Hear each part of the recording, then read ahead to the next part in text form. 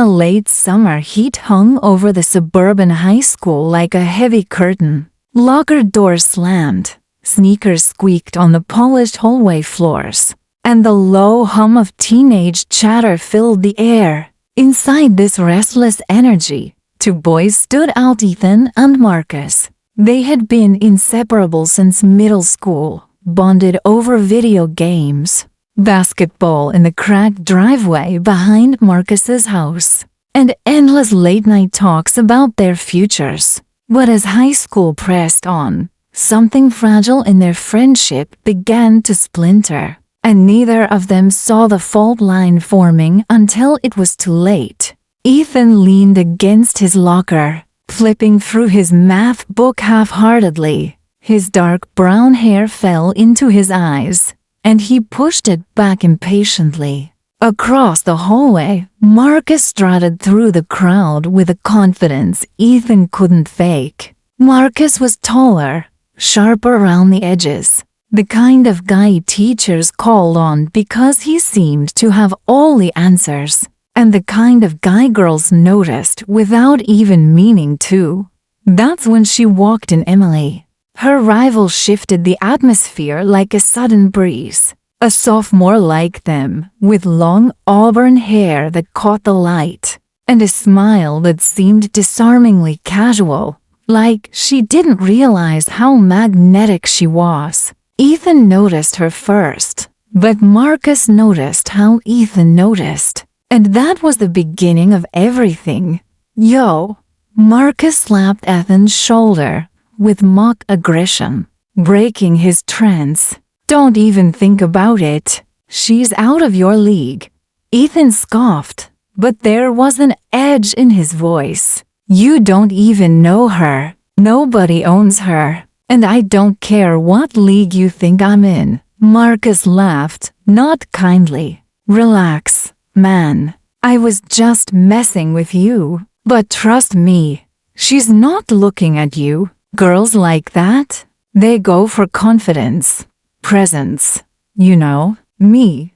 He winked, striding away as if his words were fact. Ethan closed his locker slowly, swallowing the resentment that rose in his throat. He told himself Marcus was wrong. He told himself that friendship came before competition. But when Emily passed by and offered him a quick, genuine smile, one that lit his chest with a strange warmth, he knew Marcus wasn't going to let this go. The first days were harmless enough. Study groups, cafeteria conversations, basketball practice in the afternoons. Emily joined their circle casually, laughing at Ethan's jokes, leaning into Marcus's stories, playing both sides without realizing the fragile balance she had stepped into. Ethan found himself scribbling her name in the margins of his notebook. Marcus, meanwhile, made his move in bolder strokes, inviting her to his games, texting late into the night, showing up at her locker with practiced ease. But Emily wasn't oblivious. She noticed the quiet sincerity in Ethan. The way he really listened when she talked about her favorite books, or the dreams she had of studying photography after high school. With Marcus, it was fun, surface-level banter. With Ethan, it felt like depth. One Thursday afternoon, when the golden hour painted the football field in amber light, Emily asked Ethan to walk her home. Marcus spotted them from across the parking lot, his jaw tightening as he watched. The image: Ethan walking beside her, close enough that their shoulders brushed, burned into him like acid. Later that night, Marcus showed up at Ethan's porch. No invitation, no text, just the sudden knock that carried more force than necessary. Ethan opened the door, confused. "Hey, what's up?" Ethan asked cautiously. Marcus didn't bother with greetings. "You think you're slick, huh? Walking her home like that. You think I didn't see?" Ethan's heart dropped, but he kept his voice steady. She asked me. Marcus, it wasn't some scheme. You're acting crazy. Marcus stepped closer, his eyes dark. Don't play dumb. You know I like her. You know I've been talking to her. And you go behind my back? I didn't go behind your back. Ethan snapped. You don't own her, Marcus. She can choose who she wants to be around. Why are you making this a competition? Because it is, Marcus hissed. And I don't lose. The tension hung heavy in the night air, the porch light buzzing above them like it might burn out. Ethan stared at his friend, the boy he used to share secrets and dreams with, and realized something had shifted.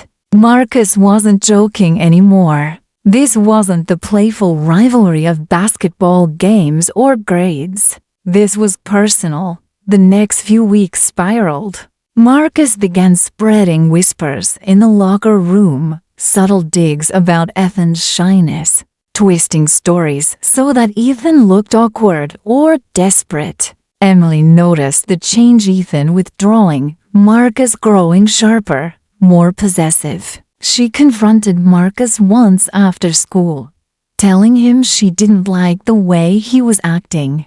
But Marcus brushed it off with a charming smile, promising to do better.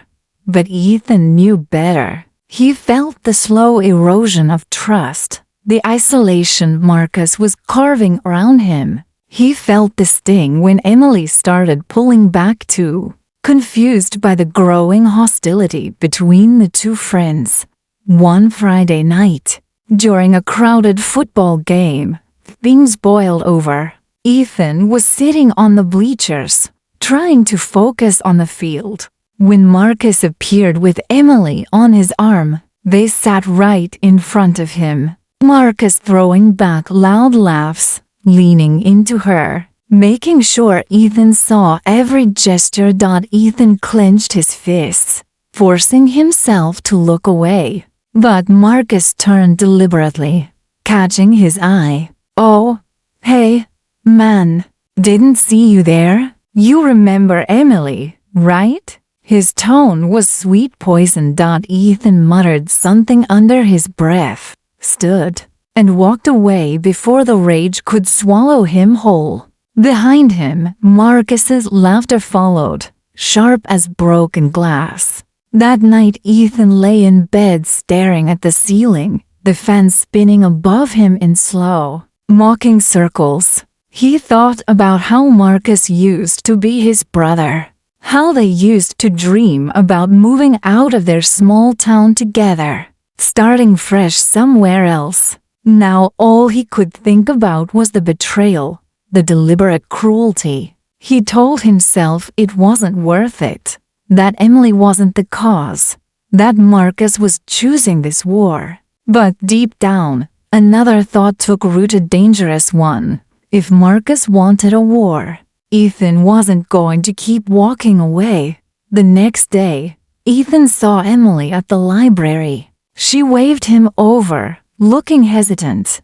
Ethan, she said softly, what's going on between you and Marcus? He's been saying things. I don't know what to believe.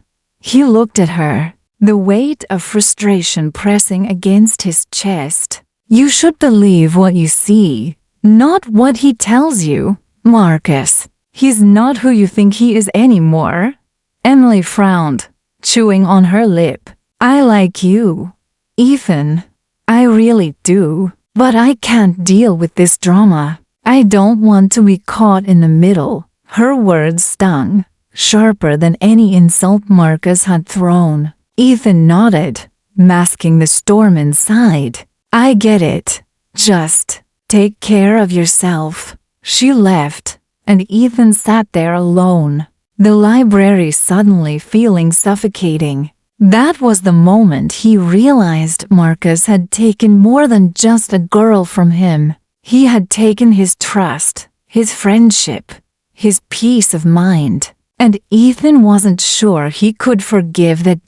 By Monday, rumors were everywhere. Marcus had painted Ethan as obsessive, a stalker who couldn't let go. Teachers gave Ethan wary looks. Classmates whispered in hallways. Emily stopped sitting with him at lunch. The final nail in the coffin came when Marcus shoved Ethan during basketball practice, loud enough for the coach to notice, and accused Ethan of losing his cool again.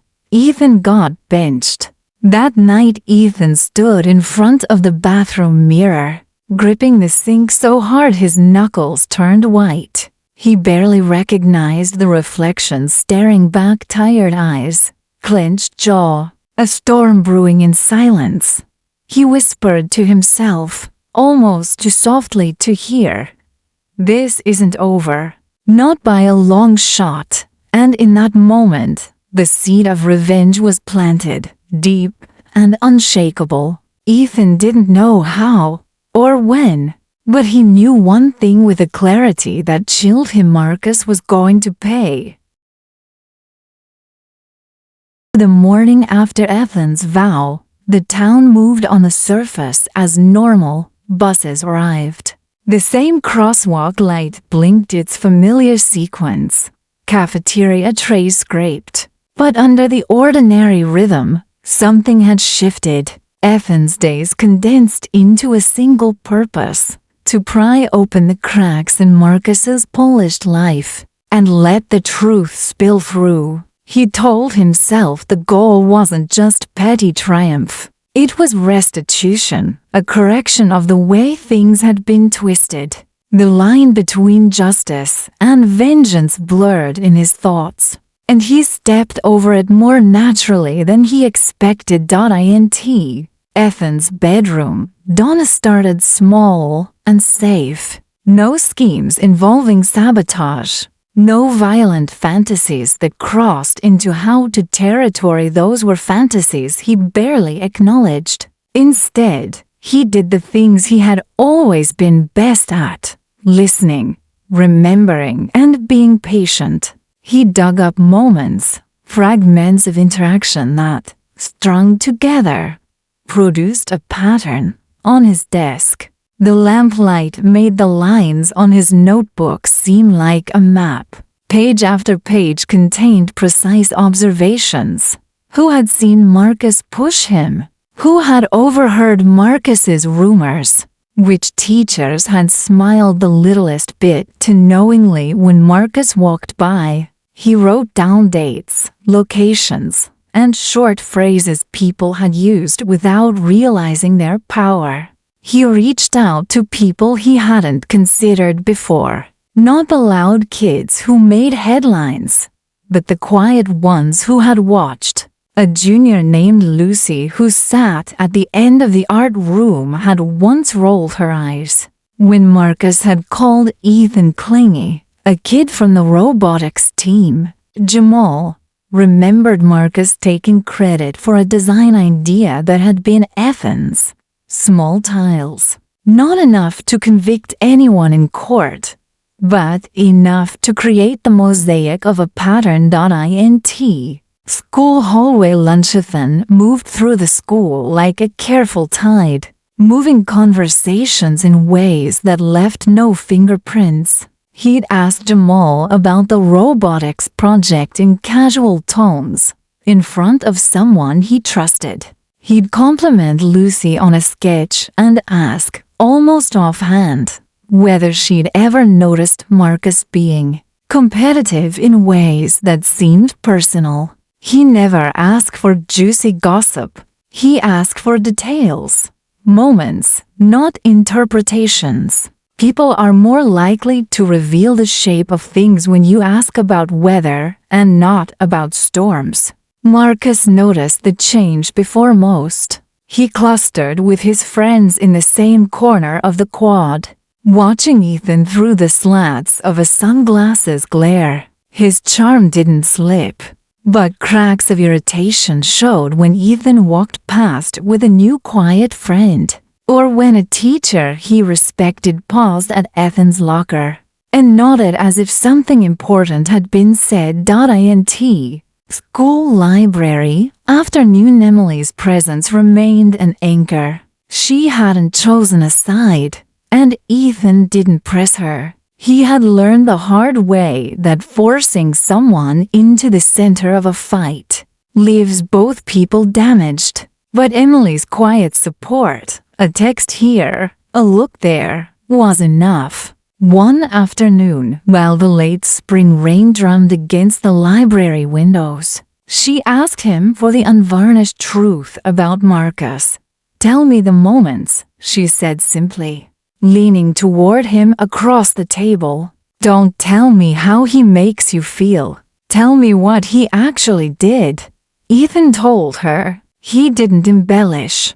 He told her about Marcus's deliberate public gestures that humiliated him, about the way Marcus had started rumors in a way that made them feel inevitable, about the shove during practice. He told her how teachers had shrugged at conflict that seemed adolescent, and how the adult indifference had made the wound deeper. Emily listened without interruption. When he finished, she folded her hands and said, "We'll figure a way to make them listen." That was all the permission Ethan needed to move into the next phase, aligning allies who could affect things beyond rumor.int. School newspaper office. Evening. School paper. The Meridian was a messy room with punctured couches and a coffee machine that refused to die. The editor, Claire, was a senior with a posture that suggested she'd been marshalling facts since nursery school. Ethan had never been close to Claire, but she'd been involved in a story last year about student privileges and seemed to understand how to nudge adults to care. He went in with a proposal that had been practiced in his head until it sounded less like plotting and more like accountability. He asked for a piece, not sensational, but thorough. He presented the evidence he had, dated notes, witness names, and a few screenshots of texts where Marcus's tone shifted from playful to aggressive. Claire listened, her pen scratching. "You're not asking me to make him look bad for the sake of it," she said finally, scanning his notebook. "You want systematic behavior shown, names, dates, actions, corroboration." Ethan nodded. "I want the school to do something. I want them to see it's not just a misread joke." Claire took it and asked him to give her days to chase down the people on his list. "If we're going to publish, we do it right," she said. "We can't be angry teenagers. We have to be accurate. And if there's a chance we're wrong, we need to know." That assurance, rigorous, painstaking, was exactly what Ethan needed. The paper worked like a tiny machine of verification. Interviews were set up. Claire's team recorded audio, took careful notes, followed suggestions for corroborating statements. Ethan supplied the names he had written. The paper's reporters found others who, when questioned, discovered that their hesitant memories fit into Ethan's larger pattern.int. GYM Night. Marcus's world was one of applause, advantage, and isobars of influence. He was captain in the way some people are born into a role. When the school paper's piece finally ran, a carefully worded, fact-check feature on peer behavior and responsibility with a sidebar about perceived manipulation among student leaders, Marcus didn't immediately fall. People read it, nodded, and filed it away as school adulting stuff. But the piece had a seed. It named behaviors. It gave students the language to describe what had felt like unnamed pressure. Within days, small moments accumulated. A girl who'd once laughed at one of Marcus's digs came forward and told a counselor about a different incident. A private conversation where Marcus had belittled her interests. A teacher who'd noticed Marcus's tendency to take credit for group work sat down with administration. To add context to the public record, the administration could no longer write it off as typical teenage rivalry. Marcus responded the way fire responds to light. He stomped through the commons, casting barbed smiles, and told Ethan to stop dramatizing. He targeted Claire next, an attempt to embarrass her by mocking the paper in the cafeteria. But the reporters had allies. Other students took the paper seriously. People who had chosen silence before started to talk. Ext. Football FIELD Night School's football crowd is a sociology lesson in live performance. Marcus, always conspicuous, started to feel small in the face of a growing unease. Rumors of scholarship interest from regional colleges had been his currency, and allegations threatened that currency in ways more practical than social. Coaches, hearing about multiple complaints, began to watch interactions with a new, professional eye. Marcus's parents got calls. Those calls, strained and clipped, were the first place where the walls of privilege showed hairline cracks. Ethan didn't celebrate when things came together. The victory was not immediate or glorious. There were no public crucifixions, no dramatic confrontations. Instead, there were meetings, notes filed, a requirement for Marcus to attend conflict resolution sessions. On paper, the school had acted. Marcus, outwardly, was furious. He was quiet sometimes, brooding. Other times he was performatively magnanimous. Which was worse? The kind of smile that sharpened rather than softened. Coffee shop. Afternoon outside the school. Lines of consequence are longer and stranger. Ethan started working at a small coffee shop to earn extra money and to have a quieter place to plan, without being watched. The owner, Mrs. Alvarez, was a woman who taught Ethan to make an espresso shot with care and to listen without interrupting. She had a way of looking at people like they were still negotiable. One afternoon, Marcus walked in with two of his teammates, the sort of swagger that filled a room. He ordered loudly, slung a sarcastic compliment at Ethan, and left without incident.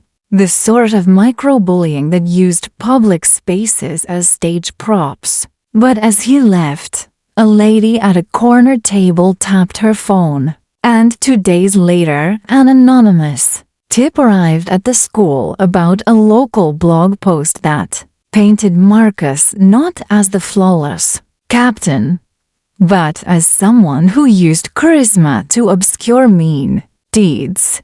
Ethan did not author the tip. He had never wanted anonymous hits. He wanted truth. But the truth had teeth, and teeth found their way into places you hadn't planned. He felt a pang, the awareness that the blood on the battlefield was not only on the enemy's hands. Ethan's bedroom midnight pages of his notebook were now a network. He added a line, the difference between exposure and humiliation. He was careful to cross that line. He wanted Marcus seen, not destroyed. But he also had to admit to himself that the line sometimes shifted, depending on the size of the wound and the measure of attention that followed. When is it enough? He asked the empty room. He'd texted Emily and Claire and a couple of other people who were acting with him. None of them answered with a number, because there was no arithmetic to it. They all said variations of, when accountability happens, and that was vague and useful. Xt. Community Center weekend outside school. Adult dynamics complicated the simple arc Ethan imagined. Marcus's parents, once defense, began to talk to each other in short, clipped sentences. Their conversations, carried by the grapevine of parent groups and booster clubs, leaked into more adult spaces where scholarships and college counselors were consulted. This had consequences. A scholarship scout, who had been informally following Marcus, requested more information. Colleges are cautious about reputations. Even hints can prompt pauses in recruitment. It became obvious to Ethan that he was not the only one watching. Adults had started to notice patterns, and adults are often the arbiter in adolescent reputations. The machinery of consequence moved awkwardly, but inexorably. Int. School counselor's office afternoon. A meeting convened with Marcus required to be present. Parents, counselors, a coach, and a representative from the district office sat at a sensible rectangular table. Marcus arrived with a practiced composure, but his hands were not steady when he folded them on the table. He looked like a general before a tribunal. Ethan sat in the back, not on the dais, not in the role of prosecutor. He listened while Marcus protested that he'd been misunderstood. His voice rose in places. He shifted blame to misinterpretation and high school fiction. The counselor, a woman with gray hair and a patience that had weathered more storms than she let on, asked for specific examples and then for Marcus's response to them. The goal was not to punish, but to create a plan that would stop the behavior. The meeting produced something that looked like progress. Mandated reflective sessions. A peer mediation assignment where Marcus would be required to acknowledge harm. And, crucially, a supervised process for Marcus to accept responsibility or the school would escalate sanctions. It was bureaucratic, not dramatic, but it laid the groundwork for consequences that would be logged and considered by colleges and other institutions. Underground parking garage night. Not everyone agreed with Ethan's method. A former friend, Tyler, approached him in the damp, echoing garage after a late shift at the coffee shop. Tyler had been close to Ethan once, but had drifted toward Marcus's fear. He moved like someone used to Cobra-like social maneuvers. "You're making this worse," Tyler warned. "You're painting him as a villain. People have futures, dude. You don't get to ruin that." Ethan's voice was low. "He ruined me, Tyler. He took something real, and he lied." Tyler shifted his weight. "There's a difference between making him answer and destroying him. Think about the line." Ethan stared at him, feeling the old contours of friendship. There were no easy answers. He had never wanted to be a man who watched consequences break someone's future. But as he looked at Tyler, he also saw the economy of power and how quiet complicity protects the powerful. School auditorium. Months after Ethan's private vow, the school hosted an assembly on consent, respect, and the microaggressions that compound over time. The speaker was a regional counselor who had a way of talking that converted abstract phrases into tangible images. He told the students about the slow erosion of dignity, how repeated small humiliations accumulate like water on a stone. Marcus sat on the front row, surrounded by the Booster Club adults, and the speaker's words were a mirror he couldn't avoid. For the first time in months, he looked small in public in a way that wasn't theatrics. His jaw tightened once, and he breathed shallowly. After the assembly, several students approached the counselor with private accounts. The counselor forwarded them to administration. The result wasn't an instant downfall. It was an incremental documentation of behavior. In the bureaucracy of schools, evidence is everything. Ethan had come to understand that. He also understood that truth told in controlled, careful doses with witnesses is harder to dismiss. Marcus's house, Knight Marcus's house, once a fortress of proudness and home trophies, simmered with a different energy. He argued with his parents, hands flying, voice raw in ways Ethan had never heard. "They're making up things," he shouted. "It's not who I am. You need to think about how you come across," his mother said, exhausted. "If people perceive you that way, that's on you to change." It was the first time Marcus had been directly told the word perceive as a problem. There is a unique kind of panic that comes when the image you have built and the image the world holds of you begin to diverge. Small town diner. Morning. Gethin tried to keep a life in the middle of the plan. He jogged in the morning, worked shifts at the coffee shop, and studied late. He did not go out of his way to gloat. The hardest part was the human cost. He had friends who were sympathetic, and some who recoiled. Revenge is not a neat ledger of rights and wrongs. It stains those who touch it. Still, when people who had been silent finally said, "I saw that too," it felt like a small, righteous arithmetic. The truth is that many hands build a pattern. A dozen accounts can tip scales.int. School principal's office afternoon. Months into the process, the principal called Marcus's parents in for another meeting. The district office now had a file. It was heavy not with rage, but with a bureaucratic gravity that suggested outcomes. Notes for disciplinary action, logs of required counseling sessions, an explicit statement that further incidents could lead to suspension or removal as captain. Marcus felt it as a hollowing. He had always relied on momentum, on doing what needed to be done to stay in front. Without that, his performances felt less secure. He started to lash.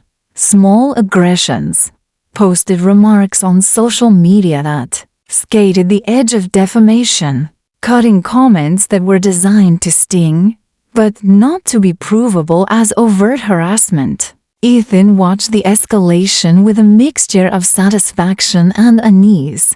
His plan had never been meant to wreck a life. He wanted to restore balance. But as Marcus grew defensive and angrier, professional consequences gave way to personal retaliation. A window of small, anonymous, mean posts appeared online about Ethan. He received a message one night that had no name in the header.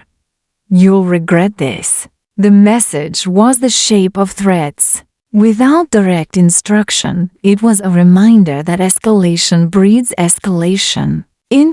Ethan's kitchen. Neither told no one about the message. He did not want sympathy. He did not want to be the kind of person who sought validation for every fear. Instead, he confided in Emily, not about the tip-off, but about what it felt like to hold power and to be frightened of it. She listened and didn't say the words, "Are you scared?" But she showed him by staying. "You did this because you wanted the school to see," she said. "Not because you wanted to ruin him. But you have to decide now what you'll do if he fights back." Ethan's answer was honest and quiet. "I don't know."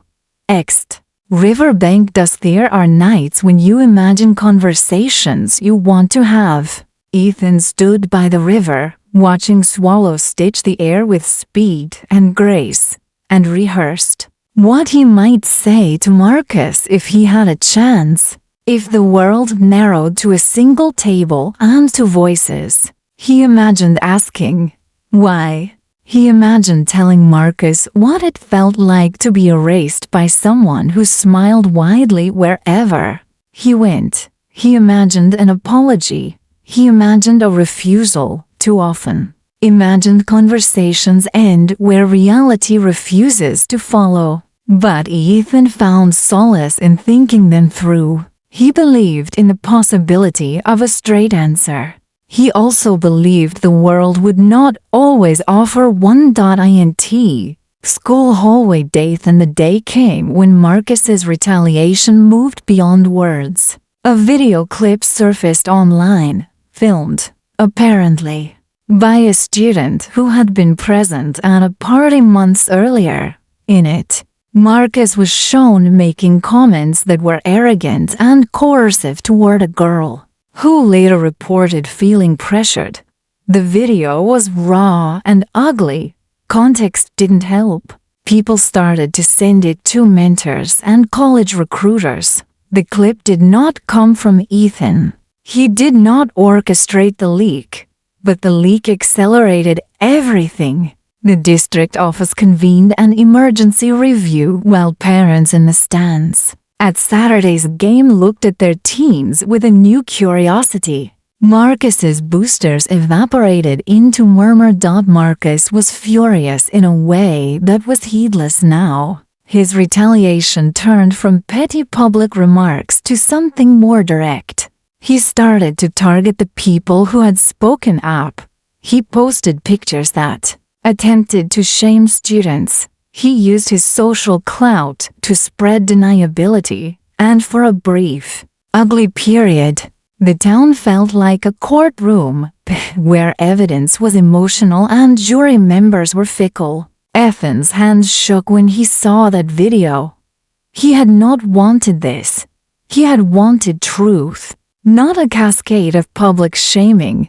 For the first time, he understood the shape of harm that travels beyond student halls. How a viral clip can pivot a life's direction. In school counselor's office late afternoon, counselor called Ethan in with Emily at his side. "We need to make sure this is safe for you," she said. "Right now, tensions are high. The administration is aware, and we're asking people to refrain from targeted posts. But you should know, things are escalating." He nodded. The truth was the truth, he thought. But plenty of truths still feel dangerous. Ext. High school night-a-thon's plan had reached a kind of climax that no one had fully intended. Marcus was losing positions, privileges, the easy trust of adults who had been his network, but the wound had widened into the community. Parents argued in grocery store aisles. Friends took sides. The social cost was real, and the community trembled. The autumn wind had started to creep in, replacing the sticky heat of late summer. The days were shorter, the nights colder, and with the changing season came a darker turn in the silent war between Ethan and Marcus. Weeks had passed since the night Ethan whispered to himself in front of the mirror, vowing it wasn't over. Since then, he had been quiet. To everyone else, he looked like he had accepted defeat, like Marcus had won. But inside, Ethan was sharper than he had ever been at school. Marcus paraded through the halls like a king. Emily walked beside him sometimes, though her eyes were distant more often than not. Rumors still floated about Ethan, but their sting had dulled. Ethan had learned not to defend himself. Every denial only added fuel to Marcus's fire. Instead, Ethan had started listening, observing, taking mental notes.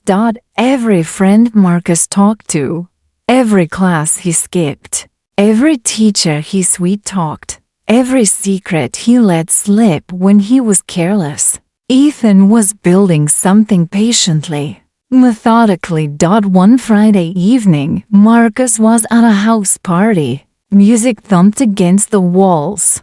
Red Solo cups littered the floor, and laughter filled the air thick with cheap cologne and smoke. Marcus thrived here. He was in his element, the center of attention, joking with the football team, pulling Emily into dances she half-heartedly joined. Across the street, parked under the cover of shadows, Ethan sat in his car. He didn't drink, didn't party, but he knew Marcus would be here. He watched through the windshield, his breath fogging the glass, as Marcus stumbled out onto the porch with a few teammates. They were loud, obnoxious, bragging about girls and fights. Marcus's laugh rang out, sharp and grating. Ethan's eyes narrowed. He pulled out his phone, hit record and zoomed in. Marcus, drunk, bragged too much. He told stories that weren't his to tell. Exaggerated conquests, insults disguised as jokes. Ethan captured it all, slurred confessions about skipping practices, cheating on tests, mocking teachers. The kind of words that could bury someone's reputation if placed in the right ears. The next morning, Marcus didn't remember half of what he'd said, but Ethan did, and soon, others would too. The first seed was planted when Ethan anonymously uploaded a short audio clip to a student-run gossip page. Marcus's voice, unmistakable, slurring. "Coach is a joke. He doesn't know shit about football. I carry this team. Man, without me, they'd be nothing." Within hours, it spread like wildfire. By Monday morning, the locker room was tense. The coach benched Marcus for attitude issues, refusing to listen to his protests. Teammates muttered behind his back, some even laughing outright. Marcus was furious, storming through the halls with clenched fists, demanding to know who recorded him. Ethan watched from a distance, calm, unreadable. Emily noticed. She found Ethan in the library later, her voice hushed. Did you have anything to do with this?" Ethan looked up from his book, eyes steady. "What makes you think that?" "I don't know," she admitted, frowning. "It's just, Marcus is spiraling, and you seem different." He offered a faint, humorless smile. "Maybe I just learned when to stop wasting my breath." She studied him for a long moment, searching his expression. But Ethan had grown skilled at hiding what he felt. She left, unsettled. Marcus, on the other hand, was unraveling. His perfect mask of confidence was cracking. Teachers no longer gave him the benefit of the doubt. The football coach eyed him like a liability. Even Emily was growing distant, tired of his temper.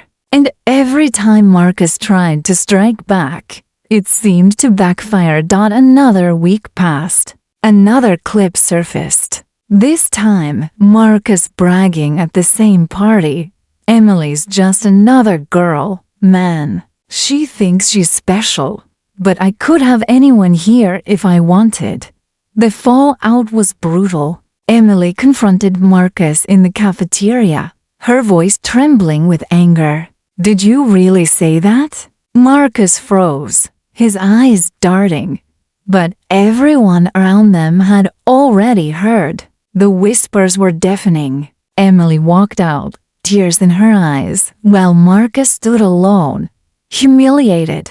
That night, Marcus texted Ethan, I know it's you. Don't think I won't find out how."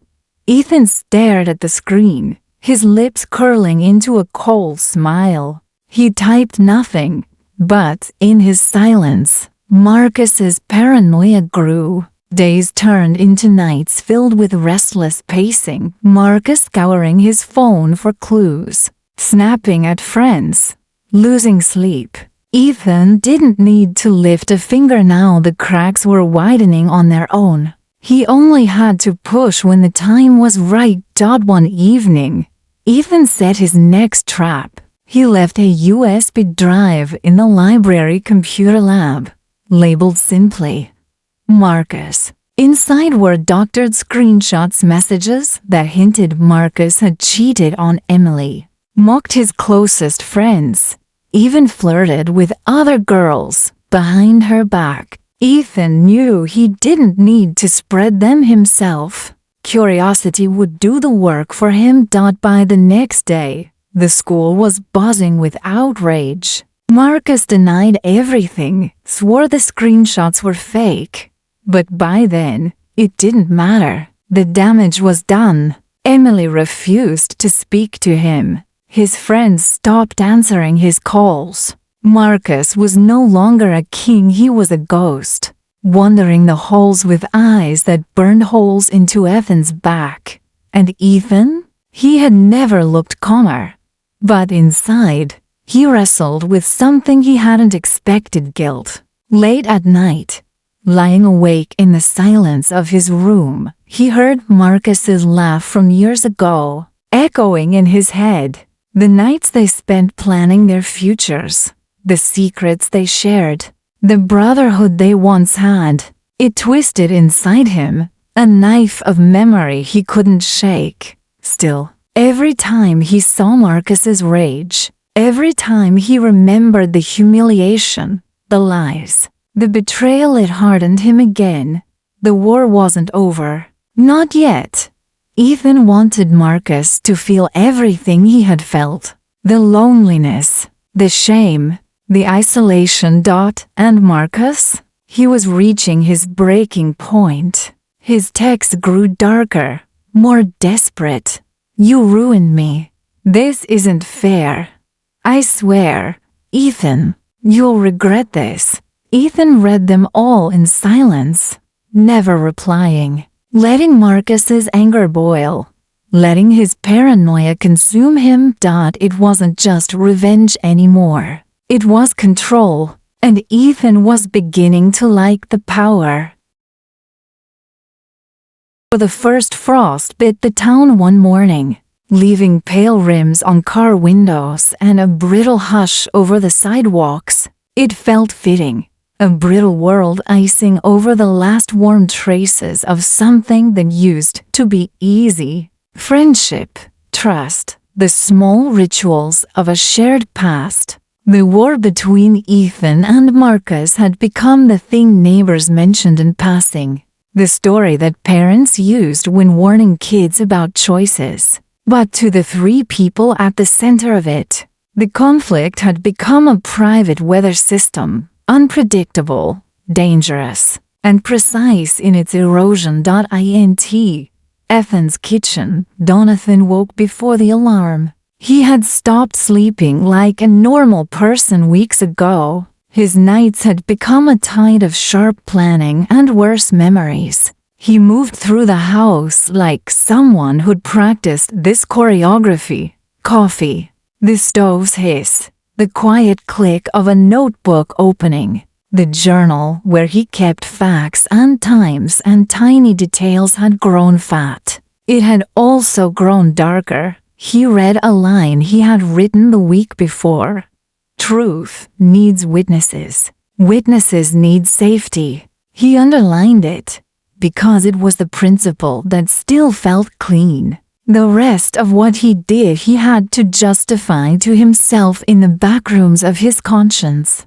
The doctored screenshot, the anonymous audio clip, the USB left in the lab. He told himself these were instruments, not weapons, that he'd never set out to permanently ruin a life. Still, he could not deny the part of him that had tasted power, and found it not wholly unpleasant. He packed his bag and left without a backward glance.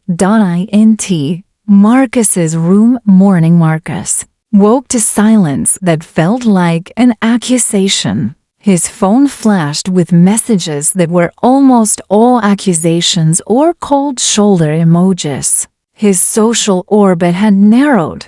A few loyal teammates, a couple of gossipy acquaintances, and then the rest, distance. He moved around his room like someone in the aftermath of a small storm, picking through the things that still made him feel like himself.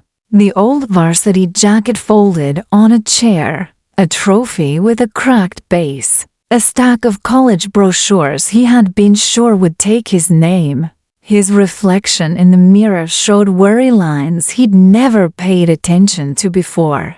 He stared at his eyes until they looked foreign, then shoved the thought away and left for school.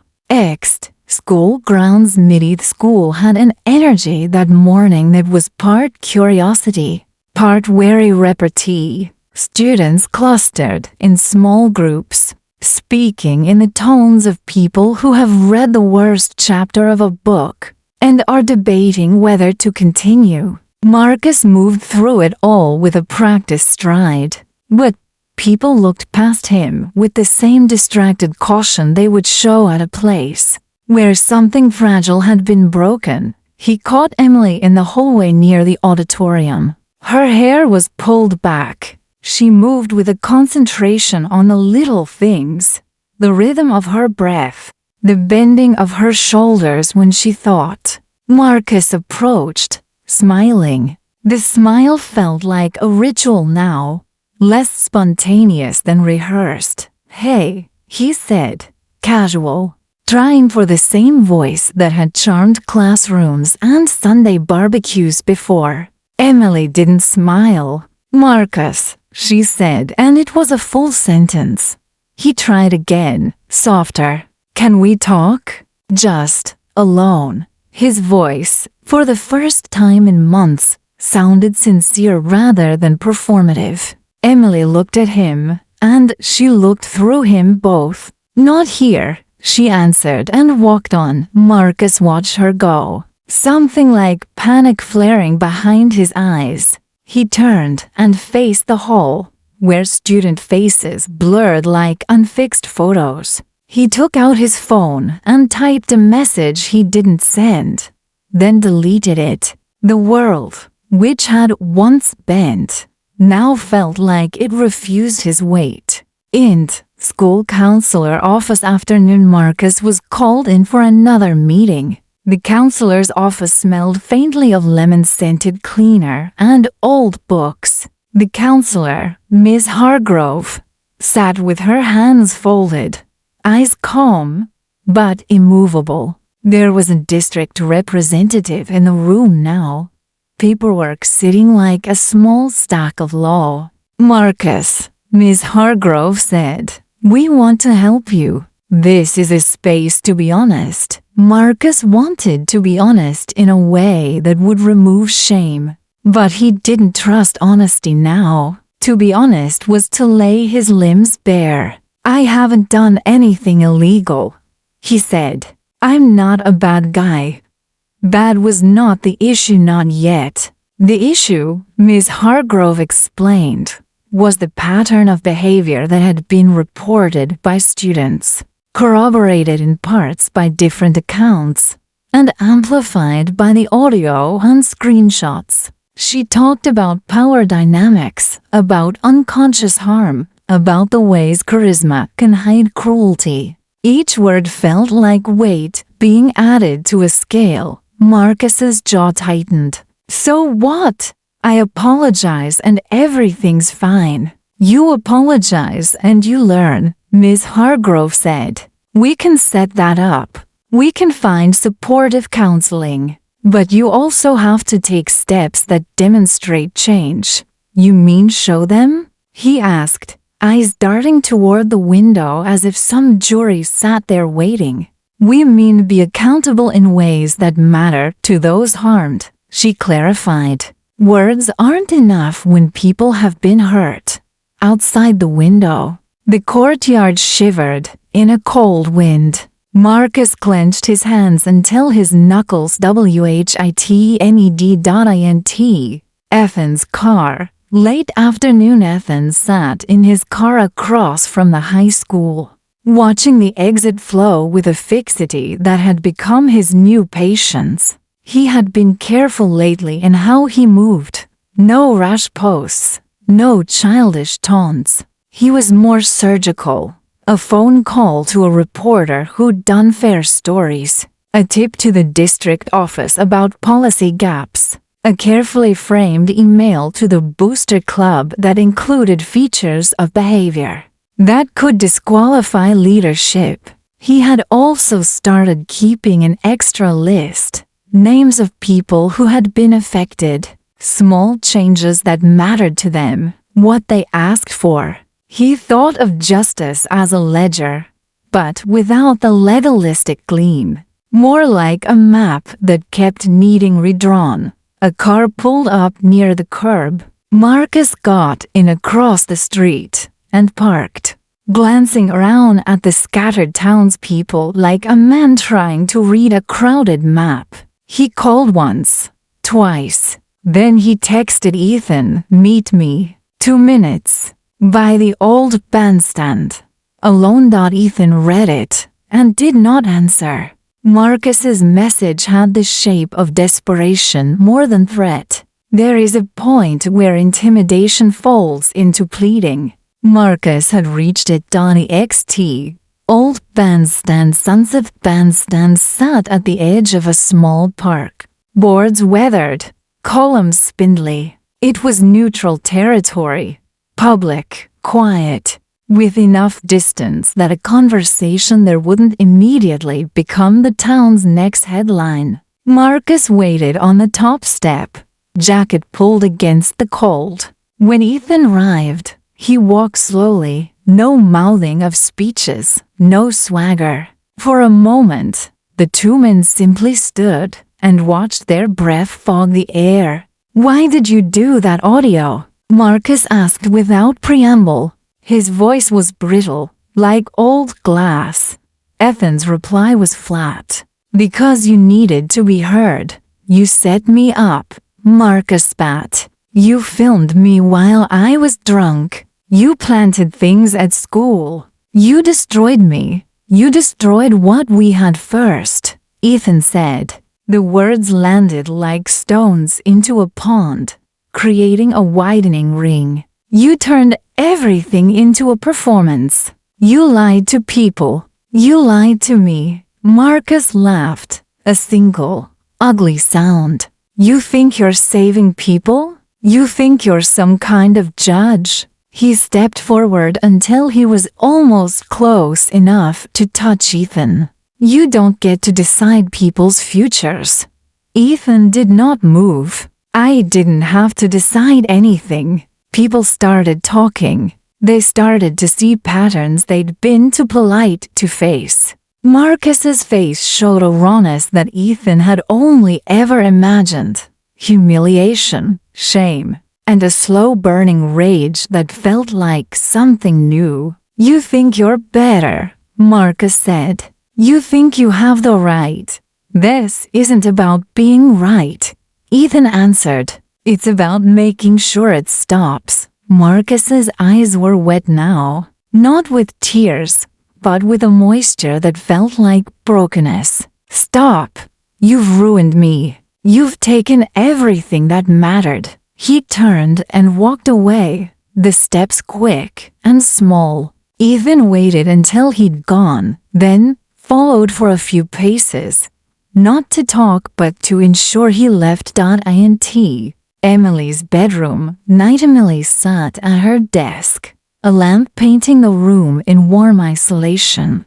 Her phone buzzed against a stack of photography magazines. She had been carrying the weight of watching two boys who had once been close to each other tear themselves into pieces. She thought of Ethan's quiet when she saw him. The way his eyes could be pools of something that had been hollowed. She thought of Marcus's desperation. The way he had lost the ability to read the difference between himself and the harm he did. She opened a notebook and began to write, not for anyone else, but as a way to feel the edges of what she'd been through. Page after page filled with fragments, memories of former laughter, Of Marcus and Ethan under a streetlight planning stupid summer dreams. Of the picnic where everything had felt bright and possible. The past was a film she could not rewind, and the present was a live broadcast that she could not switch off. Her phone buzzed again. This time it was a message from Marcus. "Meet me. I need you to hear me. Please." She read it once, twice, swallowed. She had promised herself to be careful, to not be the center of their war, to not be the prize they fought over. But the message tugged at a place she had once trusted. She typed back, "We need to talk. Somewhere public. Noon at the cafe acute. She hit send before she could second guess the choice. Int. Noon cafe smelled of bread and coffee and people who took refuge from the cold in cups. Emily sat at a corner table, hands wrapped around a mug. Marcus came in, hunched and tired, strings of apologies stitched into his posture. "Thank you for coming," he said. She studied him. He looked smaller, less composed, as if the scaffolding of his old confidence had been stripped. "Do you know why I'm here?" he asked. "Yes," she said. "I know." He took a breath and began in a voice that trembled. "I lost it," he said. "I thought I was untouchable. I thought I could say things and people would laugh and it would be okay. I didn't mean to hurt you. I didn't intend any of it. I thought I was playing a role because that was what worked." Emily watched him. He had that look of someone trying to map a path back in a house he'd burned down. "Do you understand why people came forward?" she asked gently. "I think I do," he answered. "And I want to change. I'll go to therapy. I'll meet with counsel. I'll do whatever." Emily could tell he sounded rehearsed. "Actions matter more than words," she said. "And what I want to know is whether you can change when no one is watching." Marcus's jaw clenched. "I don't know." He looked at his hands, and then at her. "I guess I'll have to prove it." She believed him a little, not because the words were perfect, but because the cracks of truth were visible. But she also thought of Ethan, and she thought of the way trust fractures into small, sharp pieces. "Then prove it," she said. "Not for me. For everyone you hurt." He nodded. They finished their coffee in silence, two people holding a small, fragile truce. Xt. High school afternoon. Back at school, the atmosphere had built into a new tension. There were whispered debates. Had the punishment been sufficient? Had the exposure been necessary? Ethan moved through the hallways now with an effortlessness that bordered on numbness. He had done what he believed was necessary. He had pushed and prodded and shaped events into a new narrative. He had also seen the cost: Marcus's isolation, the strain on Emily, the way the town's gossip mill filled in the space with its own venom. That evening, Ethan walked past the old bandstand again. He noticed a small scrap of paper pinned to one of the posts. Someone had left a note. "We saw." Beneath it, another handwriting had added, "And we won't forget." He sat on the step and thought about the brittle winter approaching. He had achieved consequence. He had not achieved peace. And he realized, with a sudden clarity that frightened him, that he might not be able to stop. Int. Marcus's car night. Marcus sat in his car with the engine running, hunched over and breathing shallowly. He texted a teammate, then deleted the draft. He scrolled through social feeds and found things that hurt him. Mockery, memes, The casual cruelty of people who never had to answer for what they said. A message popped into his inbox. "You'll regret this. No name." The words were not new to Ethan, either. For the first time, Marcus felt the cold edge of a plan to retaliate. Not public, he thought. Subtle. A slander here, a leak there, a rumor nudged at the edges. He thought of his father's contacts, of the boosters, of how he might tilt the board a little. He thought of anonymous accounts, of old friends who owed a favor. He typed and deleted, typed and deleted. Where a week ago he had acted out of entitlement, now he felt pushed into a corner with the kind of survival rage that makes people do things they later regret. Ethan's room, late night. Ethan sat awake. The journal open, Emily's last message a whisper on his phone.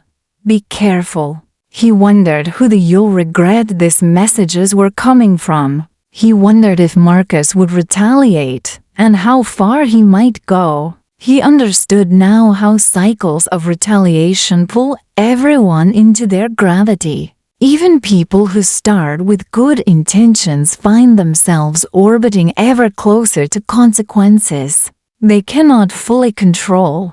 He wrote in the journal, "If there is more, keep it constrained. No physical harm. Don't invite law enforcement unless necessary. Keep witnesses safe." He paused, thinking of the thin line between accountability and persecution. The line felt close enough to touch. He felt tired in a new way. Not the exhaustion that comes from lack of sleep, but the deeper fatigue of someone who has traded certainty for moral calculus. He wondered whether the town would ever look at what had happened and see shades instead of absolutes. He wondered whether Marcus could change. He wondered if he himself could bear the knowledge of what he had set in motion. And yet, even as those doubts crowded him, there was the small, stubborn spark that had set him in motion to begin with.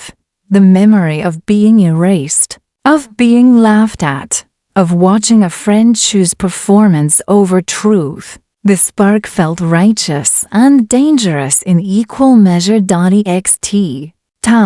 Night town slept under a thin sheet of frost. Streetlights carved pools of yellow across sidewalks. Somewhere a dog barked, and an old man closed his shutters. The war between two boys, once a private thing, had grown into a community story about consequence and accountability and the messy, human ways in which people try to right wrongs. There was no tidy resolution in sight. There was only movement forward, with all the compromises and calamities that move entails. As the camera of the town's life pulled back, three figures remained in the frame. Ethan, who had learned how to make evidence matter. Marcus, who was learning the cost of losing public affection. And Emily, who tried to hold herself steady between the two. The winter would test them in ways that would not be easily written or forgiven. Each of them, in their own way, had chosen a path, and the next acts would reveal whether those choices were redemptive, destructive, or Scene 5. The winter had arrived with a sharp bite. Snow piling on sidewalks, breath visible in every conversation. The town felt quieter, as if the cold itself had muted voices. But beneath that hush, the tension between Ethan and Marcus coiled tighter, like a wire drawn past its breaking point. Marcus's basement. Night. Marcus sat at his old desk, the glow of a single lamp throwing shadows across the walls. His laptop screen reflected in his eyes, a collection of half-finished documents, drafts of anonymous posts, and burner accounts waiting for deployment. His hands hovered over the keys, trembling slightly. For weeks, Marcus had been hunted. The shame, the isolation, the humiliation, all of it had stacked up until he felt cornered. Now, for the first time, he wasn't just thinking about defense. He was planning offense. He whispered to himself, "Words meant more for conviction than clarity. They want me ruined. They think I'm weak. No, I'm not finished. Ethan thinks he's smart, but he's not untouchable. Nobody is." He clicked open a folder. Inside were screenshots he had collected. Fragments of Ethan's texts, old notes passed in class, recordings from group projects. Most of it was harmless on its own. But Marcus knew how people saw what they wanted when evidence was framed right. He didn't need truth. He needed narrative. He began typing. "Ethan has been manipulating everyone for months. He's been obsessed with Emily. He's the one who made the fake screenshots about me. He's dangerous." He stopped, staring at the words. His chest tightened. A part of him knew he was crossing a line that couldn't be undone. But another part whispered back. He crossed it first. Marcus hit save.int. Ethan's room, same night Ethan sat at his desk. His journal open again. The pages were thick with ink, layers of strategies, reflections, and doubts. Tonight, the pen felt heavier in his hand. He wrote slower, each word deliberate. "I thought revenge would feel like justice. But justice doesn't leave you awake at night wondering if you've become the thing you hated." He stopped, tapping the pen against the paper. On his desk sat a flash drive, labeled only with Marcus's name. It contained everything Ethan had gathered: recordings, screenshots, testimonies from classmates who had confided in him. Enough to bury Marcus completely if handed to the school board or the press. His fingers brushed the drive, and he felt the weight of choice pressing down. Part of him wanted to end it now, to finish Marcus for good. But another voice, quieter, asked, "And then what? Who will you be when it's over?" His phone buzzed. A message from Emily. "Can we talk tomorrow? Just us. I'm tired of feeling like a pawn in whatever this is." Ethan exhaled, long and shaky. Maybe tomorrow would bring clarity. Maybe not. But he knew one thing. Marcus wouldn't stop. Int. School library next day. Snow melted off boots and jackets, dripping onto the library floor. Students whispered at tables. The smell of old books and winter coats thick in the air. Emily sat waiting at a corner table, her face pale, but determined. Ethan slid into the chair across from her. For a moment, they just looked at each other, the silence stretching. "I don't know what's happening anymore," Emily said finally, her voice low. "I feel like every day, some new rumor, some new post. I can't tell what's real. I can't tell who to trust." Ethan's jaw tightened. "That's Marcus. He thrives on chaos." Emily shook her head. "But Ethan, it's not just him anymore. People say you're behind the posts, that you've been manipulating things. And the scary part is, I don't know if they're wrong." Ethan froze. "You think I'd do this to myself?" "I think you're smarter than anyone gives you credit for," she said quietly. "Smart enough to hide your tracks. Smart enough to make it look like Marcus is destroying himself." Ethan's stomach churned. He wanted to deny it, to shout that she didn't understand. But the truth was too messy, too close to what she feared. "I didn't start this war," he said instead. "But I'm not going to let him win it." Emily's eyes shimmered. "Then maybe you both already lost," She stood and walked away, leaving Ethan staring at the table, his reflection warped in the polished wood.int. School hallway ladder. Marcus leaned against a locker, scrolling on his phone, the fur unbearably human and in between. She stood and walked away, leaving Ethan staring at the table, his reflection warped in the polished wood.int. School hallway ladder. Marcus leaned against a locker, scrolling on his phone. The first wave of his counterattack had begun. Anonymous posts flooded the gossip page, screenshots implying Ethan was stalking Emily, audio clips edited to make Ethan sound unhinged. None of it was verifiable, but that didn't matter. Students ate it up, whispering in corners, glancing at Ethan with suspicion. When Ethan walked by, the hallway parted like water. Whispers followed him, sharp and cutting. He caught Marcus's smirk from across the hall, a silent taunt. Your turn to burn. Ethan clenched his fists, forcing himself not to react.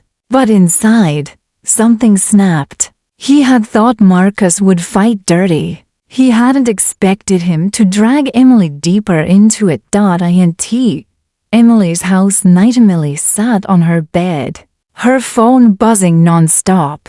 Messages from classmates, half accusations, half pity. She felt trapped, her private life dissected by strangers. Her name dragged through a battle she never asked for.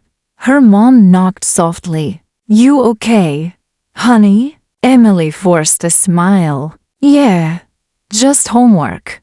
But when the door closed, tears spilled. She typed a message, hands shaking. This has to stop, both of you, before it destroys us all.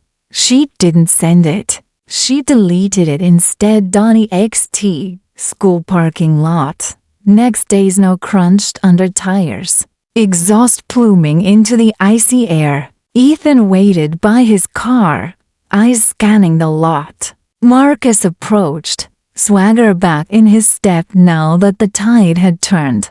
You like the show? Marcus asked, voice dripping with mockery. Your little empire crumbling? Ethan's voice was cold. You think this makes you strong? Spreading lies? Dragging Emily into it? Marcus stepped closer, smirking. She was always the prize. Ethan, always. You just couldn't handle losing. Ethan's teeth clenched. She's not a prize. She's a person. Marcus laughed. Spare me the saint routine. You wanted her just as bad as I did. Difference is, she chose me. And now she sees you for what you are. Pathetic. Ethan's hand twitched at his side. For a split second, he wanted to swing, to end it with fists. But he forced himself still. Revenge wasn't about brawls in parking lots. It was about patience, about precision. He leaned in, his voice a whisper. Careful, Marcus. The higher you climb back up, the harder the fall. Marcus's grin faltered for just a moment. Then he turned and walked away, tossing, we'll see, over his shoulder. Int. Ethan's room. Ethan sat in the dark, only the glow of his laptop lighting his face. He scrolled through Marcus's new posts, the lies spreading like wildfire. His journal lay open beside him, the latest entry scrawled in jagged handwriting. He wants to play games. Fine. But when this ends, no one will doubt who he really is. He inserted the flash drive into his computer. On the screen, files opened. Every piece of evidence he had. Every truth Marcus had tried to bury. Ethan hovered over the upload button, his finger trembling. For a long time, he just stared. The screen glowed back at him. Waiting scene 6. Snow kept falling for days. blanketing the town in silence. The streets were slick with ice, headlights glowing like ghosts in the night. Inside the high school, heaters clanged, lockers echoed with slams, and whispers carried heavier than ever. By now, everyone knew Ethan and Marcus weren't just enemies. They were locked in a war, and everyone else was forced to pick a side or stay out of the crossfire. In school cafeteria day, the room buzzed with chatter. Students hunched over their phones, scrolling through the latest posts on the gossip page. Another clip of Ethan, this one heavily edited, made him sound obsessive, unstable. Marcus's work, no doubt. Ethan sat alone at the far corner table. His tray of food remained untouched. His eyes weren't on his phone. They were fixed on Marcus across the room, surrounded by a small crowd that had grown thinner every week. Marcus laughed too loudly, gestured too wildly. His smile stretched thin. Ethan knew the signs. Marcus was cracking. Even as he tried to rebuild his kingdom, Emily walked in, the air shifting with her presence. Conversations hushed. She scanned the room, her gaze catching first on Marcus, then on Ethan. Her shoulders slumped as if the weight of both burned into her. She didn't sit with either. She walked straight out. Ethan's fist clenched. He couldn't let Marcus drag her deeper. Not anymore. Int. Emily's house eveningly sat on her bed, lights dim, tears streaking her face as she stared at her phone. Messages flooded in, some cruel, some pitying, all exhausting. She scrolled through Marcus's posts, then Ethan's silence. She wanted to scream, to smash her phone, to disappear. Finally, she typed a group message to both boys. This ends now. Tomorrow, after school, meet me at the old bleachers. If you don't, I'll go to the principal with everything I know. She hit send before she could second guess herself. Int. Ethan's room ninth message lit up Ethan's phone. He read it twice, jaw tightening. He knew Emily wasn't bluffing. Tomorrow, it would end, one way or another. He looked at the flash drive on his desk. He held it up, the weight of all the evidence pressing down on him. This is it, he whispered to himself, the endgame. But a shadow of doubt lingered. Would destroying Marcus finally free him? Or would it trap him forever?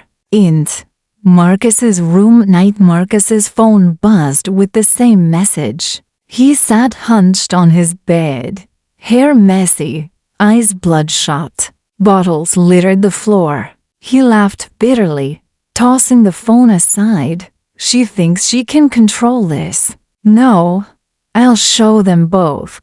He pulled out his backpack, stuffing in papers, his laptop, even a flask. His hands shook as he zipped it shut. His eyes burned with a feverish light. Old bleachers. Next day, sunset sky was bruised purple and gold. The cold wind cutting through the air. The old bleachers behind the football field stood abandoned, creaking with age. Snow crunched under Emily's boots as she approached, pulling her coat tighter. Ethan was already there, standing stiffly with his hands in his pockets. His breath puffed out in clouds. "Thanks for coming," Emily said, her voice trembling. "I had to," Ethan replied. His eyes were softer when they met hers. "You don't deserve this." Before Emily could answer, Marcus appeared from the shadows. His steps were uneven, his smile sharp. "Well, isn't this cozy?" he drawled. "The two of you plotting against me again." "Marcus, stop," Emily said firmly. "I called you both here because I can't do this anymore. I'm done being caught in the middle. This ends tonight. Marcus scoffed. Oh, it ends tonight. All right, but not the way you think. He pulled out his phone, waving it. I've got everything I need to expose him. He sneered, pointing at Ethan. Everyone will see what kind of freak he really is. Ethan stepped forward, his voice steady. And I've got everything to bury you. Every word, every lie, every betrayal. One move from you, Marcus. And I'll make sure you don't just lose Emily. You'll lose everything. The air between them crackled with tension. Emily's voice broke through, desperate. Listen to yourselves. You sound insane. This isn't about me anymore. It's about power, about pride. You're both destroying yourselves. Marcus's laugh was hollow. Easy for you to say. You get to walk away. But me, he ruined me. He took everything. Ethan's eyes flashed. You ruined yourself. Marcus, I just showed people who you really are. Marcus lunged forward, shoving Ethan hard. Ethan stumbled, but didn't fall. Emily gasped, stepping between them. Stop it, please. Don't you see? You're the same now, both of you. The words hit Ethan like a slap.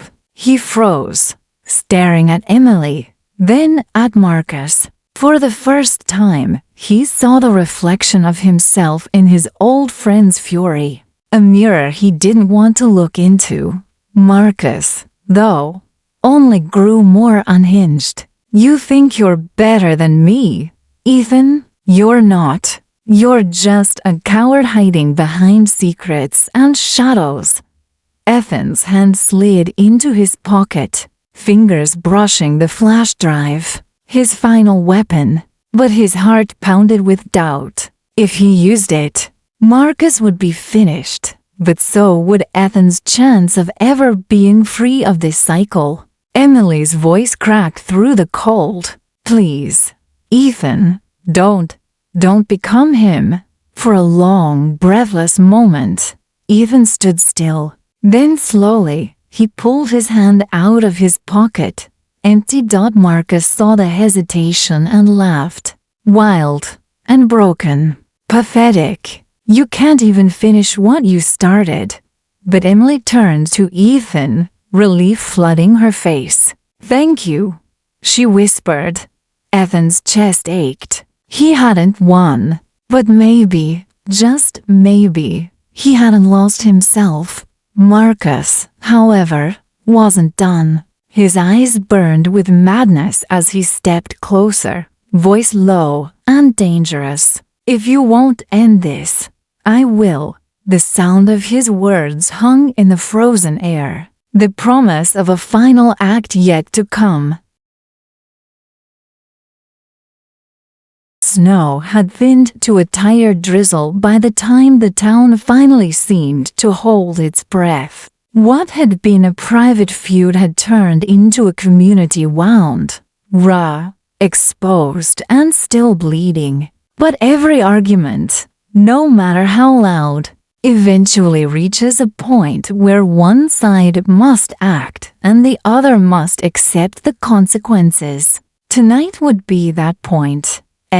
Old bleachers. Ninth bleachers were slick with melting snow. The stadium lights off, but the field still visible beyond them, an empty expanse like an ocean. Ethan stood alone, hands shoved deep into the pockets of his coat. He felt hollow and heavy at once. A man who had been busy demolishing a life and now had to rebuild the ruins he'd created. The flash drive from his desk, the one that could end Marcus for good on paper, sat in his coat pocket like a small, cold thing he couldn't decide what to do with. Footsteps creaked on the wooden boards. Marcus arrived, breath steaming, eyes red-rimmed and furious. He carried a hoodie over his shoulder like armor. Behind him, The night felt too open, like a place for all the hidden things to tumble out. You came, Marcus said. His voice was sharper than any winter air. I did, Ethan replied. He didn't raise his voice. There was no point in theatrics anymore. They stood facing each other. Two figures outlined against the empty field. A public place that still felt private enough for truth. You gonna give it up? Marcus asked. The file, the evidence. Or are you finally going to ruin me? Ethan looked down at his hands and felt the small weight in his pocket. I have it. But I didn't come to ruin you. Marcus laughed, a sound that had once been magnetic and now only revealed fracture. Don't lie. I'm not lying, Ethan said. I came because Emily asked us to stop. Because this is killing her, too. Because whatever we do next will define who we are after this is over. Marcus's jaw tightened. You think I want to hurt her? You think I want any of this? You started it. You made me the villain. You made everyone believe I was the monster. You had my life mapped out before any of this was true. You did things, Marcus, Ethan said. You did things that left people hurt. I tried getting people to listen when they didn't. I amplified the truth. Maybe that was wrong in some ways, but it started because people needed to be safe. So you think that makes you righteous? Marcus stepped closer. You think you're better because you hid in the dark and pulled strings? No, Ethan said. I'm not. But I had to do something. I thought I could control it. I thought I could stop you without becoming like you. Marcus breathed in sharply. And I lost track of the line, Ethan answered, slowly. I put things out there I shouldn't have. I manipulated people's perceptions. I made your life smaller in ways that might stay with you forever. For that, I'm sorry. Marcus's face flickered. Anger, confusion, a sliver of something that might have been pride wounded. Sorry, his voice broke. You think that apology covers anything? No. Ethan looked him in the eye. It doesn't.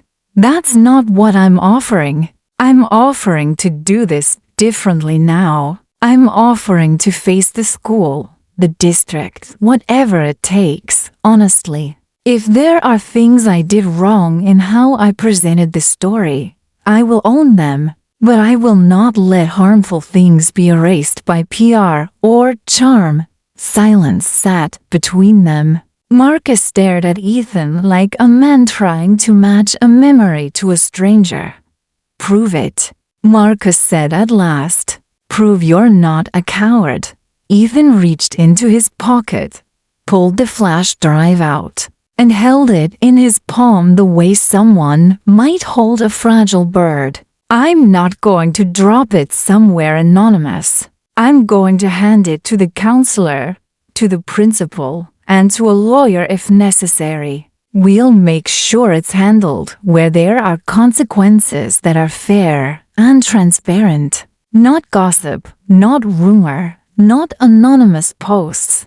Marcus stared at the small device as if it might bite. And what about me? You really think they'll just accept that? They won't just accept anything, Ethan said. But they'll have to look at the whole record. Yours, mine, everyone's.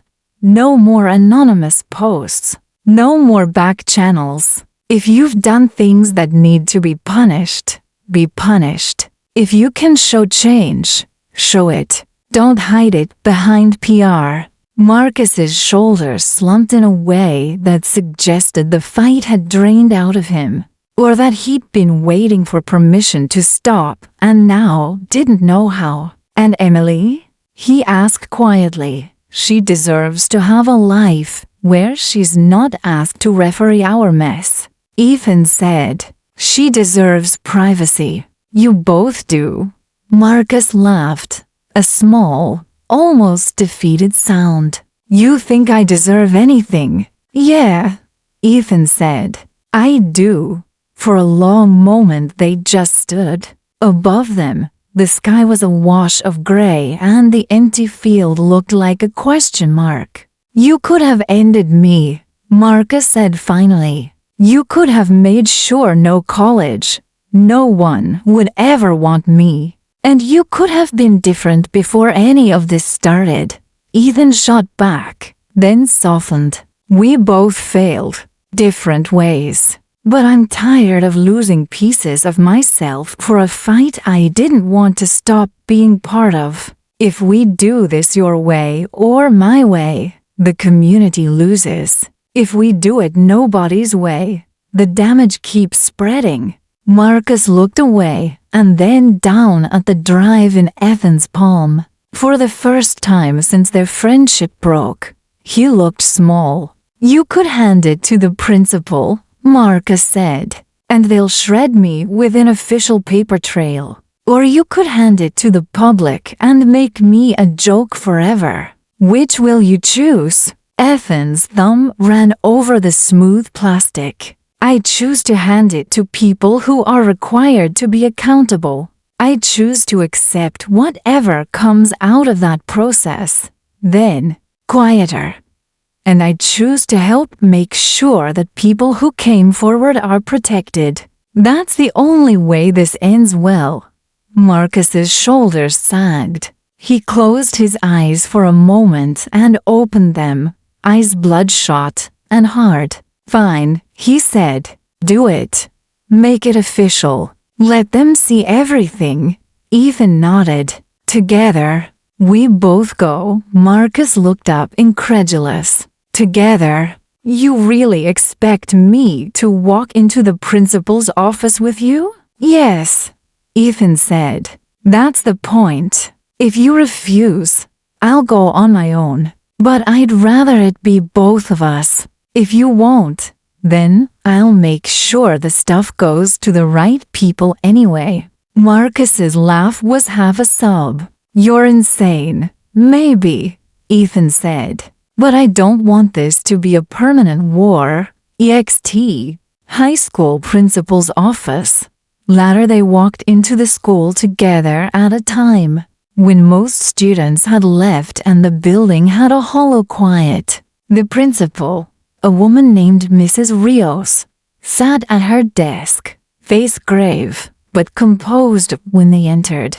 The counselor, Ms. Hargrove, and a district representative were already there, waiting in a line that looked like the derivation from rumor to process. You called.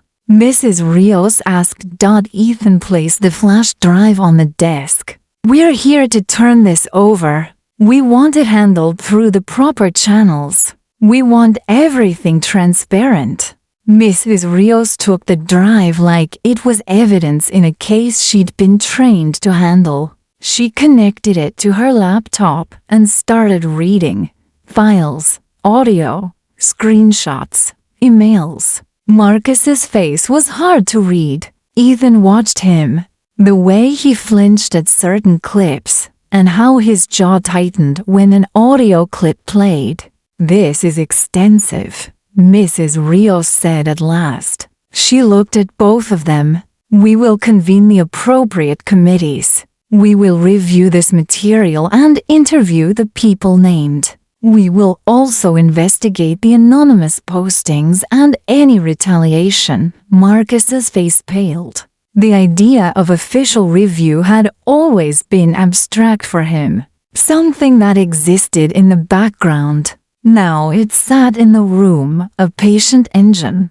Will there be consequences? Marcus asked, his voice small. There will be appropriate responses, Mrs. Rios said. We are required to be fair, but we are also required to ensure safety and accountability. That may include sanctions, counseling, or referrals. We will also ensure that any fabrication, editing, or malicious activity is documented. For the first time, Marcus looked like someone facing a ledger. Ethan felt the edges of relief prick at him, but also a sharp pang, guilt, and apprehension braided together. "We'll be in touch," Miss Hargrove said. "For now, go home.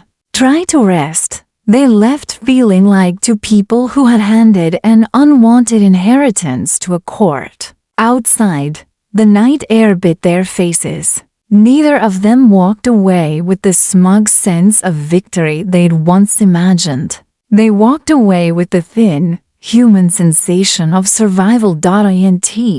Court-like review room. Weeks later, school convened a panel, administrators, a district representative, the counselor, and two community members. Students who had come forward were given privacy, but were asked to provide statements. Marcus and Ethan were both asked to give their account, and their accounts were recorded and placed on the table beside other testimonies. There were consequences. Marcus was placed on disciplinary probation, with a required plan of restorative practices, counseling, community service, and mandatory mentorship with a staff member who specialized in leadership and empathy. The panel found that his actions had harmed students and had met a threshold for institutional response. Colleges would receive an accurate account if inquiries were made.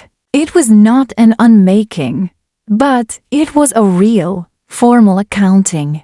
Ethan was censured for anonymous postings that had veered into manipulation. The panel noted that while much of his evidence reflected reality, his methods had sometimes undermined the process. He was required to work on a restorative plan as well. Apologies were appropriate. Participation in facilitated dialogues, and engagement in peer-led safety training. The panel emphasized education and reconciliation as their goals, not mere punishment. Outside the room, parents argued and neighbors made small bets over coffee. But inside the room, the process felt like a sober, messy arithmetic of harm and repair.int. Community Center. Months later, Marcus sat in a small office with his mandated mentor, a man named Mr. Alvarez, who had coached youth groups for 20 years and had a way of not flinching at anger. Marcus was defensive at first, then quiet, then somehow honest. He had to reckon with things he'd never allowed himself to name: entitlement, the temptation of power, the ways he'd used charm as a shield for cruelty. "You don't get to wave a wand and call it a miracle," Mr. Alvarez told him. "Change is repetition. Apologize. Then apologize again with action." Marcus listened. It was humiliating. It was also necessary. He went to meetings. He sat in circles where he had to hear stories of people he'd hurt. He had to name behaviors out loud. It was small, and it was slow, and sometimes it felt like the smallest of professional contrition. But it was real work. Ethan, meanwhile, got involved in peer education. He helped organize workshops on digital responsibility, on the dangers of anonymous posts, and on how to support victims without weaponizing their stories. He confronted the parts of his own method that had been corrosive and tried to build systems that protected both truth and fairness. Emily, who had started with a notebook of fragments, found herself making new plans. She applied for a photography scholarship at a school across the state and left the town for a semester-long youth residency that would broaden her horizons. She kept in touch with both men at a careful distance. She did not want to be a refuge for their guilt. She wanted to live. Int. Ethan's room night. The house felt quieter, not empty, but different. Ethan sat at his desk without the constant hum of plotting. Sometimes he woke in the night, heart lurching for the old adrenaline. Sometimes he felt a thin, aching loss where the friendship had been. But he also felt, for the first time in a long while, a sense of tentative freedom. He received a message one evening from Marcus. Meeting at the river, noon. I want to talk. He debated for a long time before replying. Okay. Ext.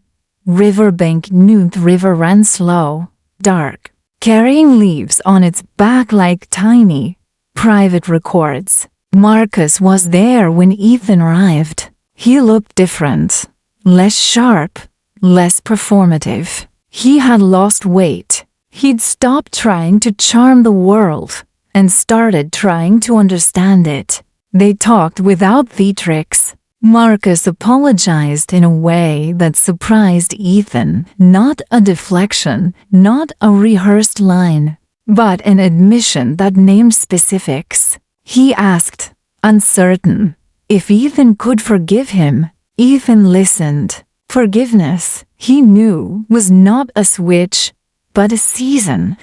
I'm trying, Marcus said at last. Not because it gets me back what I had, but because I don't want to be the person who hurt people on purpose. Ethan nodded. I don't hate you, he said, but I can't pretend the past didn't happen. We both have to live with what we did. I want you to do the work you said you would. I will, Marcus answered. I don't expect you to fix this for me. I want to try. They sat in companionable silence. Two men who had broken something and were trying to put it together again, without pretending it was the same. Int. Auditorium graduation night. A year later, the auditorium was full. Families in coats, programs rustling. The school community had not forgotten. They had argued and healed in fits and starts. The year had been bruising, messy, and real. Marcus walked across the stage with a small, contained step. He didn't get the scholarship everyone had once predicted. He had not been exonerated, but he had completed his probation and a community leadership course, and had earned a place in a local civic program that accepted him on the condition of continued mentorship. Ethan watched from the crowd, feeling a mix of things.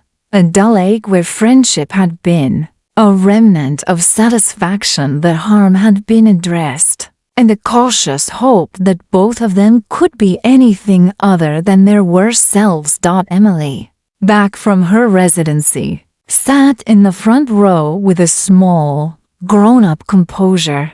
She glanced at them both, eyes steady. She had learned to keep herself whole in the middle of other people's storms.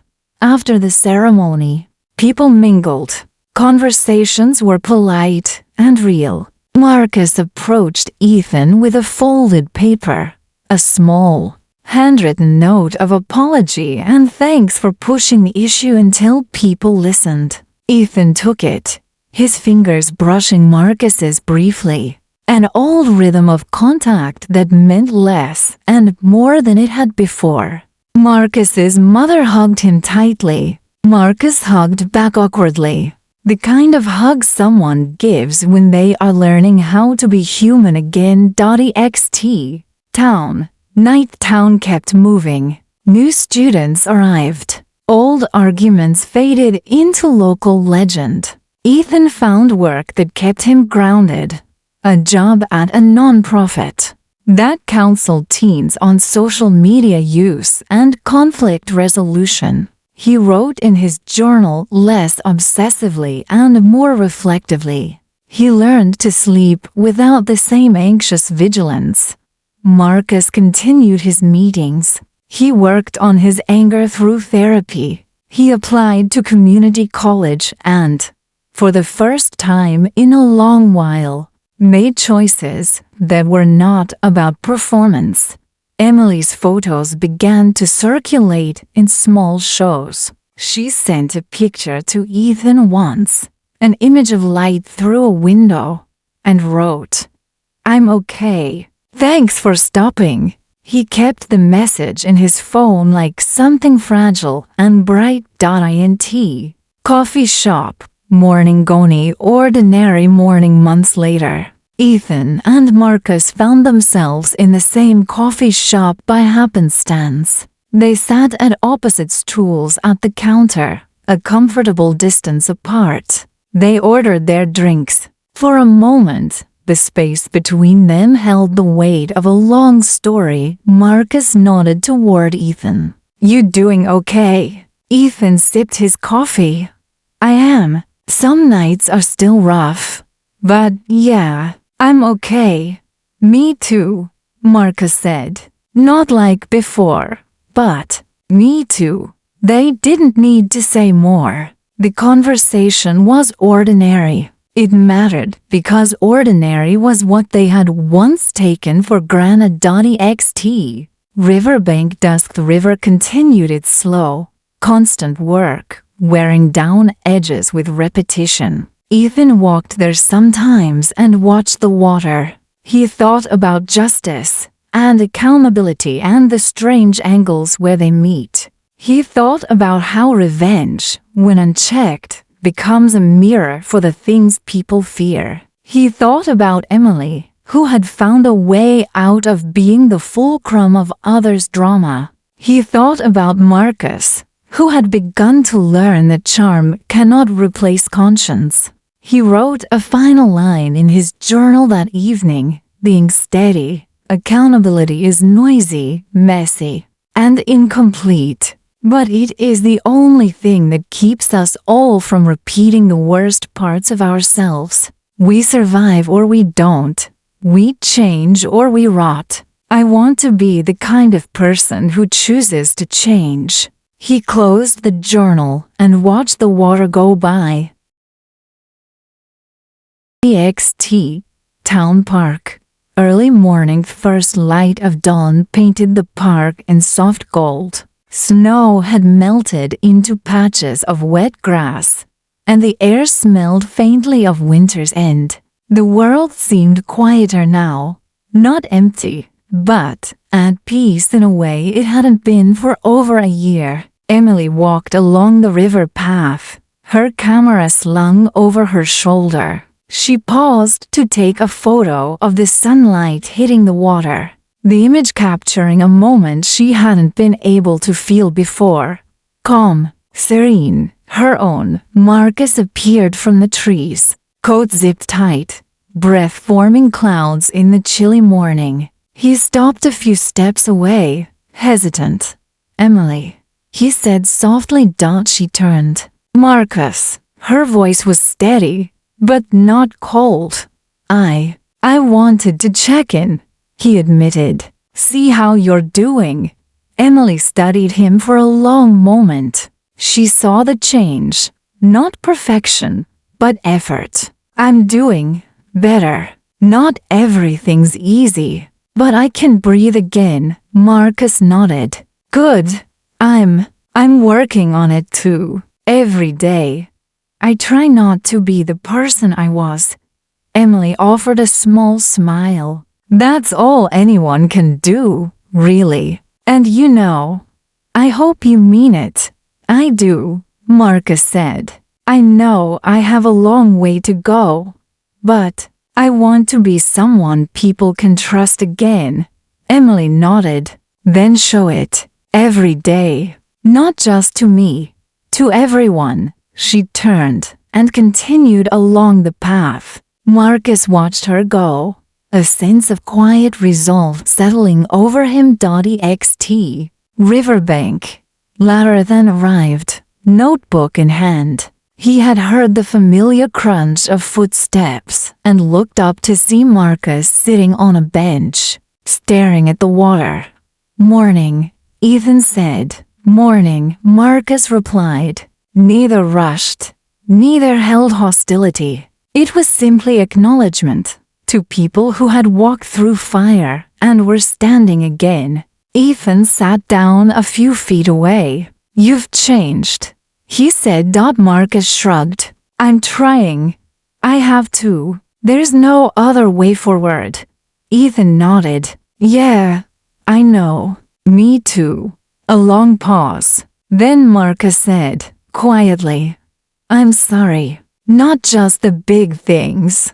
All of it. I hope one day you can see I meant to fix it, not just avoid it. I can see that, Ethan said.